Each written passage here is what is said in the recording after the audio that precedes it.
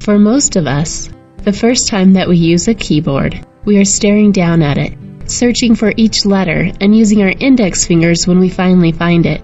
We stare in amazement at people who never look at their flying fingers, perfectly typing at 75 words per minute.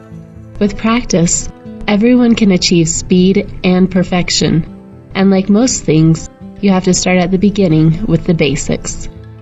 Each of your fingers has a home key, where it should rest when it is not being used. We'll start with your left hand.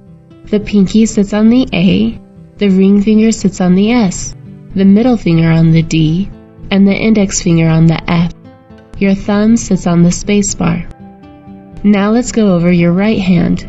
The pinky sits on the semicolon, the ring finger on the L, the middle finger on the K, and the index finger on the J.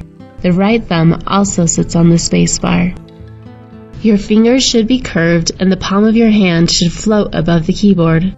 To help you find your finger placement without looking at the keyboard, most keyboards have a small raised or indented dot on the F and J keys. The first lessons in KeyBlaze help you become comfortable with the entire home row, including G and H. You will use your left index finger for G and your right index finger for H. Instead of staring at your keyboard, trying to remember which finger is on which key, look at the keyboard on the screen. The key will light up in blue, and the hand will show you which finger you should use. If you make a mistake, no problem. KeyBlaze highlights the backspace key and demonstrates that you should use your right pinky to erase the mistake and try again. Once you complete the lesson, you have the option to repeat the exercise, start the next exercise, or skip an exercise. For new users, we recommend doing each exercise until you are completely comfortable. The repetition makes it so that your fingers can find the keys before you even realize that you are thinking about it. Once you have perfected the home row, you will learn the other letters assigned to each finger. The colored zones in this image show you which keys belong to which finger. You probably noticed that you have two options for the space bar. Use the thumb of the opposite hand used to type the last letter of a word to press the space bar.